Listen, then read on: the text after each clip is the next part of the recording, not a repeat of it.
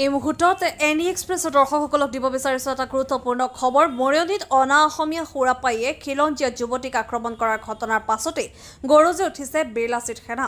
এই মুহূৰ্তত পুনৰবাৰ জনাইছো, মৰিয়নিত যি অনা অসমীয়া সুৰাপাইয়ে খিলঞ্জীয়া যুৱতীক আক্ৰমণ কৰিছিল, সেই আক্ৰমণৰ ঘটনাৰ পাছতে গৰজি উঠিছে বিৰলাচিত সেনা, বৃহত্তৰ অসমীয়া যুৱ মঞ্চৰ লগতে আদিবাসী ছাত্ৰ সন্থা। ভুক্তভোগী মৰিয়নি থানাত এজাহাৰ দাখিল কৰা হৈছে আৰু শুকুৰবাৰে নিশা মৰিয়নি নগৰৰ মাজমজিয়াত সংঘটিত হৈছিল সেই ঘটনা। শুকুৰবাৰে নিশা মৰিয়নি নগৰৰ মাজমজিয়াত সুৰাপাইয়ে এজন উদণ্ড অনা অসমীয়া যুৱকে এগৰাকী তামোল পাণৰ দোকান দিয়া অসমীয়া যুৱতীক নগৰৰ মাজমজিয়াত নিজৰ ব্যৱসায় প্ৰতিষ্ঠানতে প্ৰহাৰ কৰাৰ ঘটনা সংঘটিত হৈছিল আৰু উক্ত ঘটনা সংঘটিত হোৱাৰ পাছতে আচলতে সৰব হৈ পৰিছে বিৰলাচিত সেনা, বৃহত্তৰ অসমীয়া যুৱ মঞ্চ তথা আদিবাসী ছাত্ৰ সন্থা।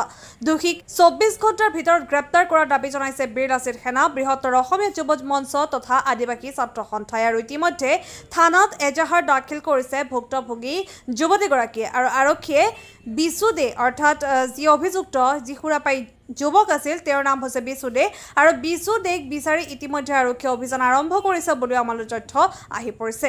মৰিয়নিৰ পৰা সূৰ্য দাসৰ ৰিপৰ্ট, এনি এক্সপ্ৰেছ। এইটো বৰ দুৰ্ভাগ্যজনক কথা যে মৰিয়নি অঞ্চলখন বৰ বেয়া দিশলৈ ঢাল খাইছে।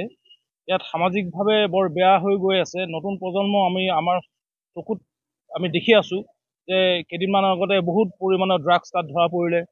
এতিয়া একদম খোল্লা মানুহে মদ খাই পিনাই যুৱতীক অত্যাচাৰ কৰিবলৈ লৈছে, যুৱতীক ধৰি পিনাই বেয়া ইংগিত দিছে, যুৱতীৰ লগত মাৰপিট কৰিছে।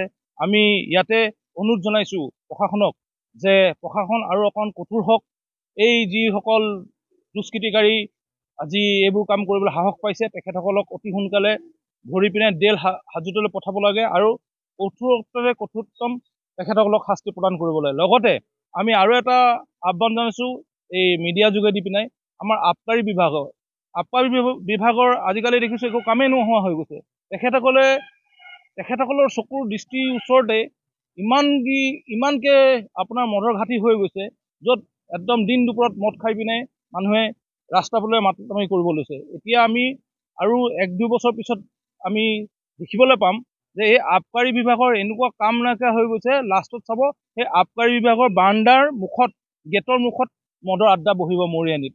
আমি সেইকাৰণে আবকাৰী বিভাগক অনুৰোধ জনাইছোঁ যে আপোনালোকে অতি সোনকালে কঠোৰতম ব্যৱস্থা লৈ পিনাই এই ঘাটিসমূহ যাতে উচ্ছেদ কৰে। আমি এই যিজন যুৱতীগৰাকীক মানে ল'ৰাজনে এছাল্ট কৰিলে, তেখেতক চৰিয়ালে, টনাটনি কৰিছে, তেখেতৰ লগত দুৰ্ব্যৱহাৰ কৰিছে, তেখেতৰ হৈ পিনাই আমি এখন এজাহাৰ দাখিল কৰিছোঁ। আমি আৰক্ষী বিষয়াক অনুৰোধ জনাইছোঁ যে তাক আনি পিনাই অতি সোনকালে জেল হাজতলৈ পঠাব লাগে।